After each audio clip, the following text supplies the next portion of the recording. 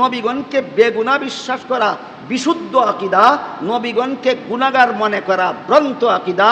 এরা খ্রিস্টানদের সমাজ থেকে আমদানি করেছে। খ্রিস্টানদের দালালেরাই নবীগণকে গুনাহগার বলে প্রচার করে। আর সাহাবায়ে কেরামকে সমালোচনা করা, এটা মুনাফিকের মতবাদ।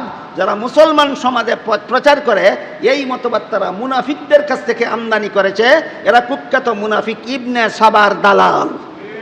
হাদিসের মর্ম হলো, রসুল বলেন আমার মুসলমান উম্মত 73 দলে বিভক্ত হবে।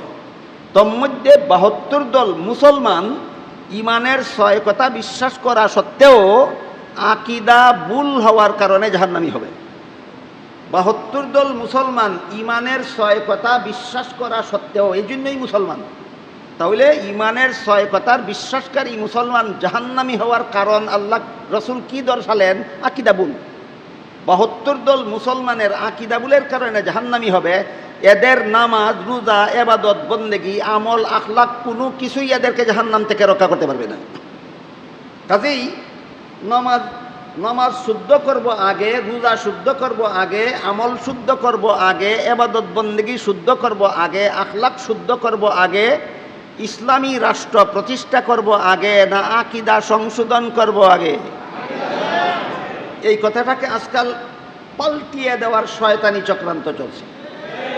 বলা হয় আকিদা টাকিদা বুঝার সময় এখন নাই, আগে ইসলামী রাষ্ট্র প্রতিষ্ঠা করি, আকিদার বিষয় পরে দেখা যাবে। এটা কেতনা বড় শয়তানি চক্রান্ত। এটা বোঝার জন্য সিরাতুন নবীর একটা ঝলক আপনাদের সামনে তুলে ধরতে চাই। রাসূল করিম সাল্লাল্লাহু আলাইহি ওয়াসাল্লাম 40 বছর বয়সে সর্বপ্রথম ওনার কাছে ওহী নাজিল শুরু হলো। ওহী নাজিল শুরু হওয়ার পরে আরও 13 বছর তিনি মক্কা শরীফে অবস্থান করলেন। ওহী নাজিল পরবর্তী 13 বছরের মক্কার অবস্থানকালীন সময়কে রাসূলের মক্কি জিন্দেগি বলা হয়। বুঝেন তো? কুরআন নাজিল শুরু হওয়ার পরের থেকে আরও 13 বছর রসুল মক্কায় অবস্থান করেছিলেন। এই 13 বছরের জীবন ইতিহাসকে রাসূলের মক্কি জিন্দেগি বলা হয়। এই 13 বছর পরে রসুল মক্কা শরীফ থেকে হিজরত করে মদিনা শরীফ গিয়ে একটা ইসলামী রাষ্ট্র প্রতিষ্ঠা করেন। তাইলে রসুল মক্কা শরীফে ইসলামী রাষ্ট্র প্রতিষ্ঠা করেছিলেন না মদিনা শরীফে? মক্কা শরীফের 13 বছর কি করলেন? মক্কা শরীফের 13 বছর শুধু ঈমান, আকিদা আর আমল শুদ্ধ করে দিলেন। 13 বছরের মক্কি জিন্দেগি হইল ঈমান শুদ্ধ, আকিদা শুদ্ধ, আমল শুদ্ধ। 10 বছরের মদনী জিন্দেগিতে হলো ইসলামী রাষ্ট্র প্রতিষ্ঠা। সিরাতুন নবীর এই সিরিয়াল, সিরাতুন নবীর এই ধারাবাহিকতা যারা জানেন অথবা এখন বুঝতে পেরেছেন, তারা বলুন তো, রাষ্ট্র প্রতিষ্ঠা আগে না ঈমান শুদ্ধ আগে? রাষ্ট্র প্রতিষ্ঠা আগে না আকিদা শুদ্ধ আগে? রাষ্ট্র প্রতিষ্ঠা আগে না আমল শুদ্ধ আগে? রাষ্ট্র প্রতিষ্ঠা আগে না আখলাক শুদ্ধ আগে? আখলাক কি? চরিত্র। যদি চরিত্রহীন হয়, কোনো মানুষ যদি চরিত্রহীন হয় আর ইসলামী রাষ্ট্র প্রতিষ্ঠার আন্দোলনে শরিক হয়, চরিত্রবান না চরিত্রহীন? আন্দোলন কিসের? ইসলামী রাষ্ট্র প্রতিষ্ঠা। চরিত্রহীনে যদি ইসলামী রাষ্ট্র প্রতিষ্ঠার আন্দোলন করে, তাইলে সে যেহেতু চরিত্রহীন পরকিয়া করবে, ভিন্ন নারীর সাথে জিনা করবে। যদি ধরা পড়ে যায়, তাহলে বলবে নবীরাও পরকিয়া করেছেন, নবীরাও জিনা করেছেন। ধরা পড়ে গেলে বলবে সাহাবাগণও পরকিয়া করেছেন, সাহাবাগণও জিনা করেছেন। সুতরাং যেখানে নবীরা পরকিয়া করে, জিনা করে, যেখানে সাহাবাগণ পরকিয়া করে, জিনা করে, সেখানে আমার এগুলি তো দোষের কোনো ব্যাপারই নয়। এইভাবে আত্মরক্ষার চেষ্টা করবে চরিত্রহীন যদি রাষ্ট্র প্রতিষ্ঠার আন্দোলনে যায়। আমি কি আপনাদেরকে বুঝাতে পারলাম? যার ঈমান শুদ্ধ না, যার আকিদা শুদ্ধ না, যার আখলাক শুদ্ধ না, সে যদি রাষ্ট্র প্রতিষ্ঠার আন্দোলনে যায়, কেতনা বড় লম্পট হবে সে। শুধু তাই নয়, যাদের আকিদা ভুল, এরা যদি গদি দখল করেও ফেলে, কেমন গদি হবে, দেশটা কেমন হবে, সেই দেশের মুসলমানের দশাটা কি হবে, আমাদের ইতিহাস থেকে শিখতে হবে। বাদশাহ হারুনুর রশিদের ছেলের নাম ছিল বাদশাহ মামুনুর রশিদ। সেও একটা দেশের গদির অধিকারী হয়েছিল এবং ইসলামী শাসনের নামে। বাদশাহ মামুনুর রশিদ দেশের গদিতে অধিষ্ঠিত হয়েছিল অনুইসলামিক শাসনের নামে না ইসলামী শাসনের নামে? কিন্তু তার আকীদা ছিল খারাপ। বাদশাহ মামুন রশিদ গদি দখল করছে ইসলামী শাসনের নামে, কিন্তু আকীদা খারাপ। বাদশাহ মামুন রশিদ মুতাজিলি আকীদা পোষণ করত। মুতাজিলাদের আকীদা যে কি পরিমাণ খারাপ, কতগুলি আকীদা খারাপ, আমি বাকি রাতে বলে শেষ করতে পারবো না। এর মধ্যে একটা খারাপ আকীদা হলো কুরআন আল্লাহর অনাদি কালাম নয়, কুরআন নবরচিত। মাদ্রাসার উপরের ক্লাসের ছাত্র ভাইদেরকে জিজ্ঞাসা করতে চাই, আপনারা কি জানেন, কুরআন নবরচিত না অনাদি কালাম? আহলে সুন্নাত ওয়াল জামাতের আকীদা হলো কুরআন আল্লাহর অনাদি কালাম। মুতাজিলাদের ভ্রান্ত আকীদা হলো কুরআন নবরচিত। এই ভ্রান্ত আকীদায় বিশ্বাসী ছিল বাদশাহ মামুনুর রশিদ। রাষ্ট্রীয় গদিতে বসেছিল ইসলামী শাসনের নামে। বসে কি করেছিল? এই ভ্রান্ত আকীদা গ্রহণ না করার কারণে অসংখ্য উলামায়ে কেরামকে শহীদ করেছিল, অসংখ্য উলামায়ে কেরামকে জেলখানায় বন্দি করে পাশবিক নির্যাতন করেছিল। তাদের মধ্যে এক নম্বরে ছিলেন হযরত ইমাম আহমদ বিন হাম্বল রহমতুল্লাহ আলাইহি। আপনারা বাদশাহ মামুনুর রশিদের ইতিহাস পড়ে দেখুন, আকীদা খারাপওয়ালা যদি ইসলামী শাসনের নামে গদি দখল করে, তাইলে বাদশাহ মামুনের দেশের উলামায়ে কেরামের যেই দুর্দশা হয়েছিল, যেই দেশেই খারাপ আকীদাওয়ালা গদিতে যেতে পারবে, সেই দেশের মুসলমানদের সেই দুর্দশা না হয়ে পারে না।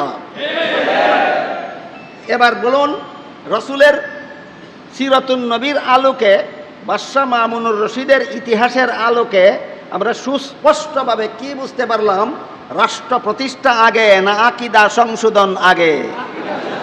এই সিরাতুন নবীর এই সিরিয়ালকে, ইতিহাসের সেই শিক্ষাকে পাল্টিয়ে দিয়ে বর্তমান যুগের একদল চরমপন্থী ভ্রান্ত আকীদার অনুসারী এরা বলে আকীদা টাকিদা দেখার টাইম নাই, এখন রাষ্ট্র প্রতিষ্ঠা করা দরকার। আমি আশা করি আমার এতক্ষণের কথা যারা শুনেছেন, বুঝেছেন, আকীদা শুদ্ধ না করে রাষ্ট্র প্রতিষ্ঠার স্লোগান যারা দেয়, এরা বাদশাহ মামুনুর রশিদের মতো গুমরা পথভ্রষ্টের চেলা চামুন্ডা ছাড়া আর কিছু নয়। গেল নবী রসুল সম্পর্কে একটা আকীদা, গুনাহগার না বেগুনাহ, এই আলোচনা। ঠিক তেমনিভাবে যেমনভাবে নবী রসুলগণকে গুনাহগার মনে করা ভ্রান্ত মতবাদ, ভুল আকীদা, নবীগণকে বেগুনাহ মনে করা সহি আকীদা, ঠিক তেমনিভাবে আদালতে সাহাবা আর একটা ব্যাপার আছে। আম্বিয়ায়ে কেরাম মাসুম। আহলে সুন্নাত ওয়াল জামাতের পরিভাষায় নবীগণ হলেন মাসুম। এই মাসুমের ব্যাখ্যা এতক্ষণ আমি আপনাদের সামনে তুলে ধরেছি। আর আহলে সুন্নাত ওয়াল জামাতের আকীদা মতে সাহাবায়ে কেরাম মাসুম নন, মাগফুর। এই দুইটা পরিভাষা অন্তত আমাদের মাদ্রাসার ছাত্রদের স্মরণ রাখা দরকার। নবীগণ হলেন মাসুম আর সাহাবাগণ হলেন মাগফুর। মাসুমের অর্থ জীবনে কোনোদিন গুনাহ করেনই না, আর মাগফুরের অর্থ অতীত জীবনে গুনাহ করে থাকলেও আল্লাহ তাদের গ্রহণযোগ্য তওবার কারণে আল্লাহ তাদের জীবনের সমস্ত গুনাহ মাফ করে দিয়ে আল্লাহ তাদের প্রতি রাদিয়াল্লাহু আনহুমের ঘোষণা দিয়েছে। বিষয়টা একটু ক্লিয়ার করি। একবার রাসূল করিম সাল্লাল্লাহু আলাইহি ওয়াসাল্লামের পবিত্র দরবারে সাহাবায়ে কেরামের একটা পরামর্শ সভা চলতেছিল। সেই সভায় হযরত আবু বকর সিদ্দিক রাদিয়াল্লাহু আনহু আর হযরত উমর ফারুক রাদিয়াল্লাহু, তারা দুইজনের মধ্যে একটু কথা কাটাকাটি হয়ে দুজনেরই গলার আওয়াজ একটু বড় হয়ে গেছিল। নবীর দরবারে কথা কাটাকাটি করতে গিয়া গলার আওয়াজ বড় হওয়াটাকে এর প্রতিবাদ করে আল্লাহ আয়াত নাজিল করে বলেন, ইয়া আইয়ুহাল্লাযীনা আমানু লা তারফাউ আসওয়াতাকুম ফাওকা সাওতিন নবী ওয়া লা তাজহারু লাহু বিল কাওলি কাজাহরি বাযিকুম লিবাযিন আন তাহবাতু আমালুকুম ওয়া আনতুম লা তাশউরুন। সারমর্ম হলো, আল্লাহ বলেন, সাবধান মুসলমানেরা, আর জীবনে কোনোদিন নবী যেখানে উপস্থিত সেখানে তোমরা উচ্চস্বরে কথা বলবা দূরের কথা, স্বাভাবিক আওয়াজেও কথা বলতে পারো না। তোমার কণ্ঠস্বর যদি নবীর জন্য বিরক্তির কারণ হয়, নবীর বিরক্তিটা হলো তোমাদের ঈমান ধ্বংসের কারণ। আর ঈমান যদি ধ্বংস হয়ে যায় তাহলে আমল ইবাদত বন্দেগী কোনোই কাজে আসবে না। এভাবে আল্লাহ সতর্ক করে দেওয়ার পর সাহাবায়ে কেরাম এমন ভাবে সতর্ক হলেন এই ঘটনার পর থেকে কোনোদিন কোনো সাহাবী রাসূলের কাছে আসলে রাসূল কোনো কথা জিজ্ঞাসা করলে এত আস্তে জবাব দিতেন যে অনেক সময় রাসূল বুঝতেই পারতেন না। বুঝে থাকতে বলুন যে একটা ভুল সাহাবাদের বিগত মিটিংয়ে হয়েছিল, আল্লাহ সতর্ক করে দেওয়ার পরে সাহাবাগণ সতর্ক হয়েছিলেন কিনা? কি পরিমাণ? 16 আনার মধ্যে 15 আনা। আপনারা বলেছেন 16 আনা, আমি বলি 17 আনা। কারণ যদি এত আস্তে কথা বলতেন যে কোন রকম রাসূল বুঝতে পারতেন, ওইটাকে বলা যেত 16 আনা। এখন এমন সংশোধন হলেন তারা, এখন রাসূল কোনো কথা জিজ্ঞাসা করলে এত আস্তে জবাব দেন রাসূল বুঝতেই পারেন না। এটাকে 16 আনা বলা যায় না 17 আনা?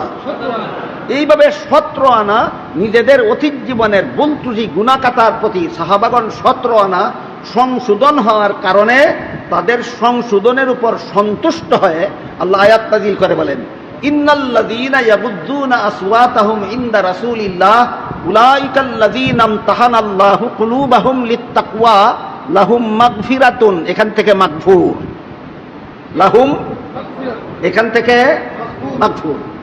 আল্লাহ বলেন নিশ্চয় যারা রাসূলের কাছে আসলে আস্তে কথা বলে আল্লাহ তাদের অন্তরকে তাকওয়ার ব্যাপারে পরীক্ষা করেছেন।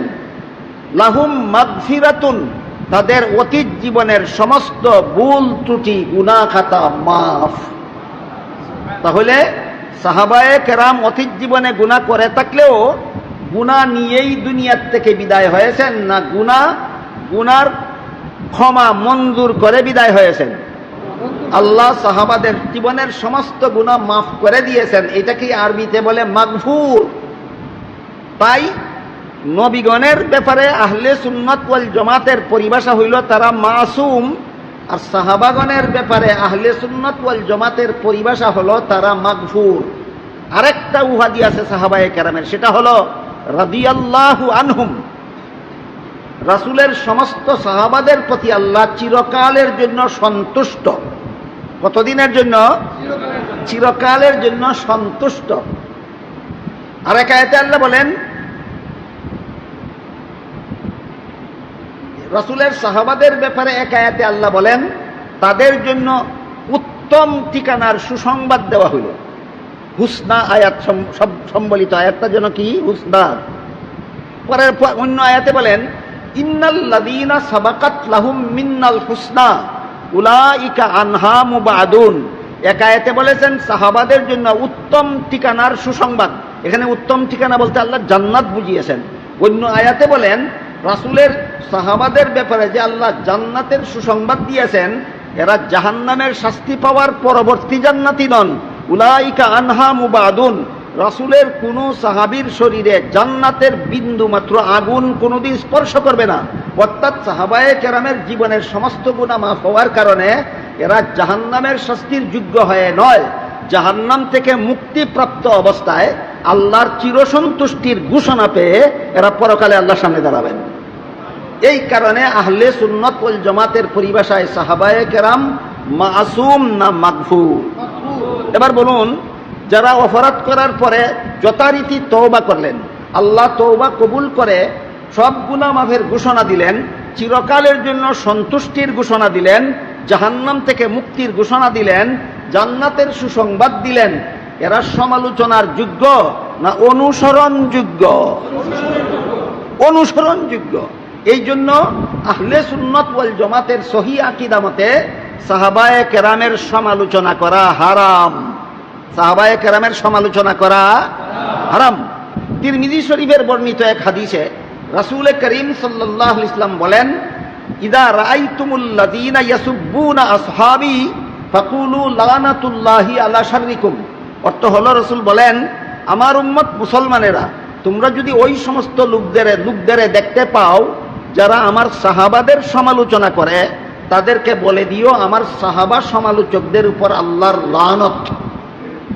তোমরা যখন দেখতে পাবে একদল লোক আমার সাহাবাদের সমালোচনা করে, তখন তাদেরকে বলে দিও এদের উপর আল্লাহর লানত। যখন দেখতে পাবে কেন বললেন? কারণ নবীগণকে গুনাহগার সাব্যস্ত করার যেমন একটা ইতিহাস আছে, এই ভ্রান্ত আকীদা খ্রিস্টানদের কাছ থেকে আমদানিকৃত, ঠিক তেমনিভাবে সাহাবায়ে কেরামের সমালোচনা করার মতো দৃষ্টতা এইটাও কুখ্যাত মুনাফিক আব্দুল্লাহ ইবনে সাবার মতবাদ থেকে আমদানিকৃত। যারা নবীগণকে গুনাহগার বলে এরা খ্রিস্টানদের দালাল, আর যারা সাহাবায়ে কেরামের সমালোচনাকে হালাল বলে এরা কুখ্যাত মুনাফিক ইবনে সাবার দালাল। এবার আমি ইবনে সাবার সামান্য একটু ইতিহাস আপনাদের সামনে তুলে ধরতে চাই। রাসূল করিম সাল্লাল্লাহু আলাইহি ওয়াসাল্লাম এর যুগে দুনিয়ার কোনো মুসলমান কোনো সাহাবীর সমালোচনা করত না। হযরত আবু বকর সিদ্দিক রাদিয়াল্লাহু আনহুর যুগেও দুনিয়ার কোনো মুসলমান কোনো সাহাবীর সমালোচনা করত না, কারণ সবাই জানতো সাহাবাদের সমালোচনাকারীদের উপর আল্লাহর লানত। একটু আগে বলেছি তিরমিজি শরীফের হাদিস, রাসূল বলেন সাহাবা সমালোচকদের উপর আল্লাহর লানত। এইটা যেহেতু নবীর যুগের সব মুসলমানের জানা ছিল, এই জন্য নবীর যুগের কোনো মুসলমান সাহাবাদের সমালোচনা করত না। হযরত আবু বকরের যুগের সব মুসলমানের এই কথা জানা ছিল, হযরত উমরের যুগের সব মুসলমানের এই কথাটা জানা ছিল যে সাহাবা সমালোচকদের উপর আল্লাহর লানত। এই জন্য নবীর যুগের কোনো মুসলমান দুনিয়ার কোনো সাহাবীর সমালোচনা করেনি, আবু বকরের যুগেও করেনি, উমরের যুগেও করেনি। হযরত উসমান রাদিয়াল্লাহু আনহুর যুগে একটা কুখ্যাত ইহুদি পণ্ডিত ছিল, বাড়ি ছিল তার ইয়ামান দেশে, নাম ছিল আব্দুল্লাহ ইবনে সাবা। সে চক্রান্তমূলকভাবে ইয়ামান দেশ থেকে সফর করে মদিনা শরীফে এসে হযরত উসমান রাদিয়াল্লাহু আনহুর কাছে কলেমা পড়ে মুসলমান হওয়ার নাটক সাজালো। বুঝা থাকলে বলুন, সত্যই মুসলমান হলো না মুসলমান হওয়ার নাটক সাজালো? এই কুখ্যাত মুনাফিক ইবনে সাবা হযরত উসমানের কাছে কলিমা পড়ার নাটক করে মুসলমান সমাজের মুসলমানদের কাছে প্রচার করে দিল ইহুদি পণ্ডিত আব্দুল্লাহ ইবনে সাবা মুসলমান হয়ে গেছে। তারপর এইভাবে সে মুসলমান সমাজে ঢুকার পরে মুসলিম বিশ্বের বিভিন্ন দেশে গেল, মুসলমানে কুন্দল সৃষ্টি, মারামারি সৃষ্টি, ইসলাম ধর্মের আকীদা বিশ্বাস নিয়ে ভ্রান্ত মতবাদ তৈরি করার চক্রান্ত নিয়ে। একসময় বসরা গেল, বিফল হলো, একসময় কুফা গেল, বিফল হলো, মুসলমানদের মধ্যে ভ্রান্ত আকীদার বীজ বপন করতে পারেনি। শেষ পর্যন্ত কুখ্যাত মুনাফিক ইবনে সাবা মিশরে গিয়া মিশরের কিছু অশিক্ষিত আর অল্প শিক্ষিত মুসলমানকে নিয়ে মহাসমাবেশ করল। সেই সমাবেশে কুখ্যাত মুনাফিক ইবনে সাবা মুসলমানদের মধ্যে ভ্রান্ত আকীদার প্রসার করার জন্য, বীজ বপনের জন্য যে বক্তৃতা দিয়েছিল, সেই বক্তৃতায় কুখ্যাত মুনাফিক ইবনে সাবা মিশরের সম্মেলনে সমাবেত মুসলমানদের উদ্দেশ্য করে জিজ্ঞাসা করেছিল, তোমরা বলো তো ইসলামী আকীদা মতে মুহাম্মাদুর রাসূলুল্লাহর মর্যাদা বেশি না ঈসা নবীর মর্যাদা বেশি? একজন মুসলমান যত বড় অশিক্ষিত হোক, যত বড় বদামলওয়ালা হোক, সে কোনোদিন বলবে না মুহাম্মাদুর রাসূলুল্লাহর চেয়ে ঈসা নবীর মর্যাদা বেশি। সব মুসলমান এক বাক্যে বলল যে ঈসা নবীর থেকে বহুগুণে বেশি মর্যাদা মুহাম্মাদুর রাসূলুল্লাহর। এরপরে সে বলল, তাহলে তোমরা যদি এই কথা বিশ্বাসই করো যে ঈসা নবীর থেকে মুহাম্মাদুর রাসূলুল্লাহর মর্যাদা বেশি, তাহলে ঈসা নবী দুনিয়ার থেকে বিদায় হওয়ার পরে আবারও যদি তিনি দুনিয়াতে আসতে পারেন, তাহলে তার চেয়ে শ্রেষ্ঠ নবী মুহাম্মাদুর রাসূলুল্লাহ দুনিয়ার থেকে বিদায় হওয়ার পরে তিনি কেন আবারও দুনিয়াতে আসতে পারবেন না? এই দিল একটা মন গড়া যুক্তি। এই মন গড়া যুক্তির শয়তানি বুঝতে না পারে এই সমস্ত মুসলমানেরা বিশ্বাস করে নিল মুহাম্মাদুর রাসূলুল্লাহ আবার দুনিয়াতে আনাগোনা করতে পারেন, চলাফেরা করতে পারেন। এখান থেকেই রসুলকে হাজির নাজির বিশ্বাস করার শিরিকি মতবাদ চালু হয়। এরপরে দিল আর এক বক্তৃতা। সেই বক্তৃতায় কুখ্যাত মুনাফিক ইবনে সাবা বলল, আচ্ছা মিশরের মুসলমান তোমরা বলো তো, আবু বকর রসুলের আত্মীয়তা সম্পর্কে শ্বশুর হতেন, শ্বশুর কি রক্ত সম্পর্কীয় আত্মীয় হয়? তারা বলল না, শ্বশুর রক্ত সম্পর্কীয় আত্মীয় নয়। এবার বলে, বলো তো তোমরা, হযরত উমর রসুলের শ্বশুর ছিলেন, শ্বশুর তো রক্ত সম্পর্কীয় আত্মীয় নয়। হযরত উসমান রাসূলের জামাতাও রক্ত সম্পর্কীয় আত্মীয় নয়। কিন্তু হযরত আলী রসুলের আপন চাচাতো ভাই। বুঝতে পারতেছেন মুনাফিক ইবনে সাবার বক্তৃতা? বুঝতে পারতেছেন? আবু বকরও রসুলের রক্ত সম্পর্কীয় আত্মীয় নন, উমরও রসুলের রক্ত সম্পর্কীয় আত্মীয় নন, উসমানও রসুলের রক্ত সম্পর্কীয় আত্মীয় নন। হযরত আলী হলেন রসুলের রক্ত সম্পর্কীয় আত্মীয়। সুতরাং আলীকে বঞ্চিত রেখে আবু বকরের খলিফা হওয়াটাও জুলুম, যারা আবু বকরকে খলিফা বানাইল তারাও পাপিষ্ট, আবু বকর খেলাফতের মস্তক গ্রহণ করে সেও পাপিষ্ট, যারা উমরকে খলিফা বানাইল তারাও পাপিষ্ট, যে উমর আলীকে বাদ দিয়া নিজে ক্ষমতা দখল করলো সেও পাপিষ্ট, যারা উসমানকে খলিফা বানাইল তারাও পাপিষ্ট, যে উসমান খেলাফত গ্রহণ করলো সেও পাপিষ্ট। সকলের উচিত ছিল আলীকে খলিফা মনোনীত করা। সুতরাং আলীকে খলিফা মনোনীত না করে যারা যারা খেলাফতের মসনদে বসলো আর যারা যারা বসাইল সবগুলি পাপিষ্ট, সবগুলি ফাসিক। এই হইল সাহাবা মুসলমান সমাজে সাহাবা সমালোচনার আমদানির ইতিহাস। ইতিহাসটা বুঝে থাকলে এবার একটু দয়া করে বলবেন, রাসূলের যুগে, আবু বকরের যুগে, উমরের যুগে রাসূলের সাহাবার সমালোচনাকারী কেউ ছিল না। উসমানের যুগে এক কুখ্যাত মুনাফিক ইবনে সাবা মুসলমানের সমাজে এইরকম ভ্রান্ত বক্তৃতা দিয়া ভ্রান্ত মতবাদ চালু করে সাহাবায়ে কেরামের সমালোচনার দ্বারুদ্ঘাটন করেছিল। সুতরাং নবীগণকে যারা গুনাহগার বলে, এরা যেমনভাবে ভুল মতবাদ খ্রিস্টানদের কাছ থেকে আমদানি করে, খ্রিস্টানের দালালি করে, তেমনিভাবে সাহাবায়ে কেরামদের যারা সমালোচনা করে এরাও কুখ্যাত মুনাফিক ইবনে সাবার মতবাদ মুসলমানদের সমাজে প্রচার করে। এরা কুখ্যাত মুনাফিক ইবনে সাবার দালালি করে। নবীগণকে যারা গুনাহগার বলে এরা খ্রিস্টানের দালাল, সাহাবাগণকে যারা সমালোচনা করে এরা মুনাফিকের কুখ্যাত মুনাফিক ইবনে সাবার দালাল। এবার বলেন, এই সমস্ত দালালদের স্লোগানে আপনারা ইসলামী হুকুমত কায়েমের আন্দোলনে শরীক হবেন না দালালদেরকে আকীদা শুদ্ধ করার দাওয়াত দিবেন? এই হইল ইসলামের এক প্রকার বিধান যেগুলি অন্তরের দ্বারা পালন করতে হয়। এই বিধানগুলির নাম ঈমান, আকীদা। ঈমান সম্পর্কে অনেক কথাই বলা দরকার ছিল, আমি সময় সুযোগের অভাবে পারলাম না। শুধু আকীদা সম্পর্কে সামান্য একটু আলোকপাত করলাম। আজকের মতো দুইটা আকীদার ব্যাপারে সুস্পষ্ট করে দিলাম। নবীগণকে বেগুনা বিশ্বাস করা বিশুদ্ধ আকীদা, নবীগণকে গুনাহগার মনে করা ভ্রান্ত আকীদা। এরা খ্রিস্টানদের সমাজ থেকে আমদানি করেছে, খ্রিস্টানদের দালালেরাই নবীগণকে গুনাহগার বলে প্রচার করে। আর সাহাবায়ে কেরামকে সমালোচনা করা, যে মুনাফিকের মতবাদ যারা মুসলমান সমাজে প্রচার করে, এই মতবাদ তারা মুনাফিকদের কাছ থেকে আমদানি করেছে। এরা কুখ্যাত মুনাফিক ইবনে সাবার দালাল। আজকের মতো মাত্র দুইটা আকীদার আলোচনা করলাম, একটা হলো ইসমতে আম্বিয়া আর একটা হলো আদালতে সাহাবা। ইসমতে আম্বিয়া যারা মানে না এরা খ্রিস্টানের দালাল, আদালতে সাহাবা যারা মানে না এরা মুনাফিক ইবনে সাবার দালাল। এই সমস্ত দালালদের দ্বারা ইসলামী রাষ্ট্র প্রতিষ্ঠা হবে, ইসলামী হুকুমত চালু হবে। দুকাবাজি মুনাফিকিয়ার মির্জাফরি ছাড়া আর কিছু নয়। আল্লাহ আপনাদের আমাদের সবাইকে এই সমস্ত দালালদের কুচক্রান্ত থেকে মুসলমানদের ঈমান আকীদা হেফাজত করার সৌভাগ্য দান করুন। সবাই বলুন আমিন। সুবহান রাব্বিকা রাব্বিল ইজ্জাতি আম্মা ইয়াসিফুন ওয়া সালামুন আলাল মুরসালিন ওয়াল হামদুলিল্লাহি রাব্বিল আলামিন।